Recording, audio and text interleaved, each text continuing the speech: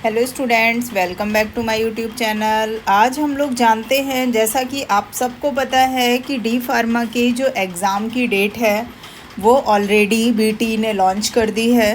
Date sheet आप लोगों के पास आ गई होगी। 8 जुलाई से आप लोगों के पेपर हैं। अब उस एग्ज़ाम के पॉइंट ऑफ व्यू से इस टाइम पे आप पूरा कंप्लीट सिलेबस तो कवर अप कर नहीं सकते हैं, तो उसके लिए आज हम लोग कुछ इम्पॉर्टेंट क्वेश्चंस हैं। जो आपका एक पेपर है ह्यूमन एनाटॉमी एंड फिजियोलॉजी, जिसको हम लोग HAP के नाम से भी जानते हैं, उसके 3 यूनिट्स के कुछ इम्पॉर्टेंट क्वेश्चंस, लगभग हर यूनिट से जो क्वेश्चंस एग्ज़ाम के पॉइंट ऑफ व्यू से इम्पॉर्टेंट लग रहे हैं उनको मैंने निकाल के रखा है। अगर आप इतने क्वेश्चंस पढ़ लेते हैं तो ईज़िली आप एग्ज़ाम में पास हो सकते हैं, आपका बैक नहीं आएगा, इस चीज़ की मेरी गारंटी है। तो अब आइए हम लोग देखते हैं चैप्टर वाइज कुछ क्वेश्चंस के बारे में। जैसे फर्स्ट यूनिट हमने सिलेक्ट की है सेल डिवीज़न और टिश्यू के कुछ क्वेश्चंस हैं। इसमें जो इम्पॉर्टेंट क्वेश्चन है वो पहला क्वेश्चन है आपका structure and function of mitochondria, यानी कि माइटोकॉन्ड्रिया की जो संरचना है और उसके जो भी कार्य हैं। डिटेल्स ऑफ न्यूक्लियस, इस क्वेश्चन में तो आप मोस्ट इम्पॉर्टेंट लगा सकते हैं क्योंकि ये एग्ज़ाम में बहुत बार का रिपीटिंग क्वेश्चंस है।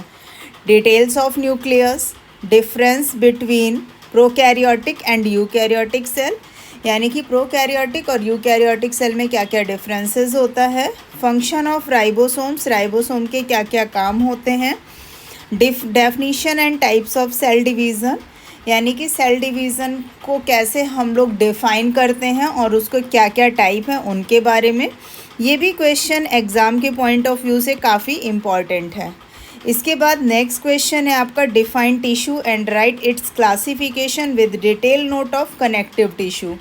यहाँ पे आपको टिश्यू के बारे में डिफ़ाइन करना है, उसका क्लासिफिकेशन बताना है। और देखिए, जैसे क्वेश्चन में आपसे कहता है ना with detail note on connective tissue, तो जिस टिश्यू की डिटेल आपसे पूछेगा आपको उसी टिश्यू के बारे में डिटेल में समझाना होगा। ठीक है, अब आइए नेक्स्ट टॉपिक हम लोग देखते हैं। नेक्स्ट यूनिट है हमारी ब्लड और सर्कुलेटरी सिस्टम। अगर अभी तक आप पेन पेपर लेके नहीं बैठे हैं तो पेन पेपर लेकर बैठिए और इन इम्पॉर्टेंट क्वेश्चंस को एक जगह पे नोट डाउन करिए और उनको कंप्लीट करने की कोशिश कीजिए। ब्लड एंड सर्कुलेटरी सिस्टम में सबसे पहला क्वेश्चन है draw the internal structure of human heart. ठीक है, ये क्वेश्चन अगर आप देखेंगे तो लगभग पिछले 5 सालों में से 4 साल के पेपर में आपका रिपीटेड क्वेश्चन है।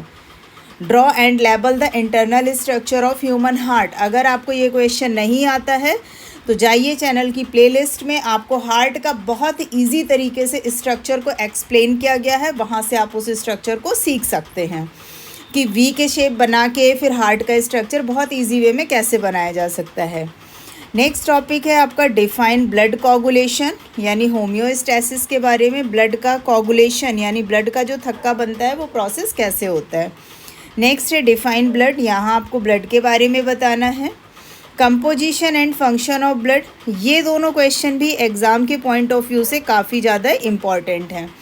Composition and function of blood, यहाँ पे कंपोजिशन का मतलब है ब्लड में आपको RBC का डिटेल देना है, WBC के बारे में बताना है और प्लेटलेट्स के बारे में बताना है। कंपोजिशन का मतलब होता है किन किन चीज़ों से ब्लड मिलकर बना है। तो ब्लड हमारा RBC, WBC और प्लेटलेट्स और इसके अलावा आपका प्लाज्मा से मिलकर बना है। तो इनकी डिटेल आपको, अगर ये क्वेश्चन आता है तो वहाँ पे आपको देनी होगी। अगर शॉर्ट नोट है तो वहाँ पे आप एक एक दो पॉइंट्स भी दे सकते हैं, और अगर लॉन्ग में टर्म है तो उसका पूरा डिटेल विथ टेबल के फॉर्म पे एक्सप्लेन आप कर सकते हैं। नेक्स्ट क्वेश्चन है आपका ABO blood group system.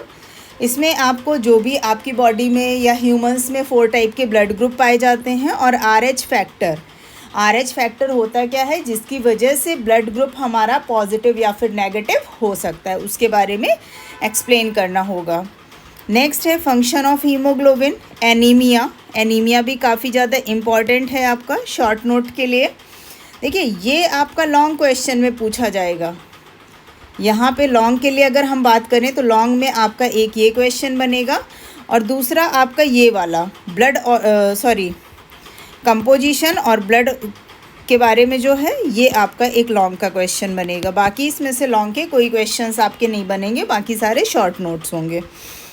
Anaemia भी शॉर्ट नोट के लिए काफ़ी ज़्यादा इंपॉर्टेंट है, तो एनीमिया के 4 से 6 पॉइंट्स आप याद कर लीजिए। नेक्स्ट है डबल सर्कुलेटरी ब्लड सिस्टम। तो डबल ब्लड सर्कुलेटरी सिस्टम जो होता है उसके बारे में आपको याद करना है कि हमारे ह्यूमन हार्ट में ब्लड जो है वो 2 बार मूव करता है, तो कैसे कैसे करता है। आर्टरीज़ और वेन्स के बीच में क्या क्या डिफरेंसेस होते हैं उसके बारे में जानना है, ये भी काफ़ी इम्पॉर्टेंट पॉइंट है। डिटेल ऑफ आरबीसी आप यहाँ से ले लीजिए या यहाँ से ले लीजिए, वो दोनों जगह पे आपका पॉइंट आ जाएगा। तो कुल मिला के इस चैप्टर में जो 4 से 5 क्वेश्चन है जिनको आपको स्किप नहीं करना है, draw and internal structure, define blood, composition blood, anaemia और difference between arteries and veins, ये 5 क्वेश्चन तो आपको इस चैप्टर के स्किप ही नहीं करना है। ठीक है, इन 5 को बहुत अच्छे से तैयार करिए और बाकी और भी जो मुझे लगे इंपॉर्टेंट क्वेश्चंस वो मैंने आपको वहाँ पे दे दिए हैं। नेक्स्ट हमारे पास यूनिट आती है हमारी डाइजेस्टिव सिस्टम, जिसको हम लोग हिंदी में बोलते हैं पाचन तंत्र। अब पाचन तंत्र में इसमें तो आप मोस्ट इम्पॉर्टेंट को लगा लीजिए फंक्शन ऑफ लीवर, ये ज़्यादातर हर साल का रिपीटिंग एक शॉर्ट नोट क्वेश्चन है। इसमें आपको लीवर के फंक्शंस के बारे में लिखना है, स्लेवरी ग्लैंड्स के बारे में बताना है, यहाँ पे different type of enzymes present in which organ. यहाँ पे आपका ये ऑब्जेक्टिव का मोस्टली क्वेश्चन होता है, बहुत छोटा सा क्वेश्चन है कि कौन सा एंजाइम हमारे किस ऑर्गन से रिलीज़ होता है और वो किस न्यूट्रिएंट का, कौन से पोषक तत्वों का डाइजेशन करता है, ये आपको पता होना चाहिए। कि जैसे मुंह में हमारा लार जो होता है, सलेवरी ग्लैंड जो होती है, वहाँ से टाइलिन एंजाइम रिलीज़ होता है जो कार्बोहाइड्रेट का डाइजेशन करता है। तो आपको ये पता होना चाहिए कि टाइलिन एंजाइम कहाँ से रिलीज़ होता है, तो सलेवरी ग्लैंड से। किसका डाइजेशन करता है, तो कार्बोहाइड्रेट का डाइजेशन करता है, ये चीज़ आपको पता होनी चाहिए। नेक्स्ट है draw and labelling the structure of digestive system, ये भी इस चैप्टर का काफ़ी इम्पॉर्टेंट क्वेश्चन है और ये भी आपका लॉन्ग के लिए क्वेश्चन बनता है।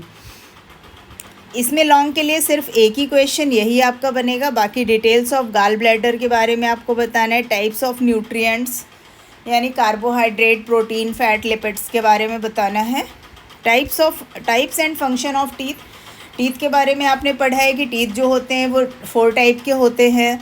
4 टाइप के टीथ में जो यहाँ पे आपका इसका ह्यूमन का जो डेंटल फार्मूला होता है वो आपको पता होना चाहिए, डेंटल फार्मूला ऑफ एडल्ट का भी पता होना चाहिए और यहाँ पे आपको चिल्ड्रंस का भी पता होना चाहिए।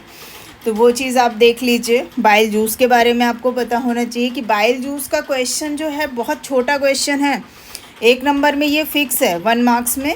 बाइल जूस का सिक्रीशन कहाँ से होता है और वो स्टोर कहाँ पे होता है, इसमें 2 क्वेश्चन है, सिक्रीशन एंड स्टोर।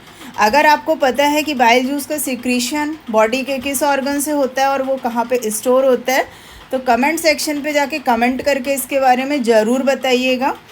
ये आपका जो HAP का इम्पॉर्टेंट क्वेश्चंस का ये आपका पार्ट 1 है और मेरी कोशिश रहेगी कि नेक्स्ट जो सेकेंड पार्ट 3 पार्ट में HAP के इम्पॉर्टेंट क्वेश्चंस आपके सारे कंप्लीट कर दिए जाएं, ताकि एग्ज़ाम में आपको बहुत इजी हो जाए चीज़ों को लर्न करना, चीज़ों को समझना और एग्ज़ाम में क्रॉस करना। क्योंकि सबको पता है गवर्नमेंट कॉलेजेस में सेंटर हैं और वहाँ पे कोई भी हेल्प होती नहीं है, इसलिए आपकी बैक ना आए उसके लिए इन क्वेश्चंस को अच्छे से कंप्लीट कर लीजिए। वीडियो पसंद आया हो तो वीडियो को लाइक करें, अपने ज़्यादा से ज़्यादा फार्मेसी दोस्तों को शेयर करिएगा और ऐसे ही और वीडियोस देखने के लिए चैनल को सब्सक्राइब करना बिल्कुल भी ना भूलिए। Thanks for watching.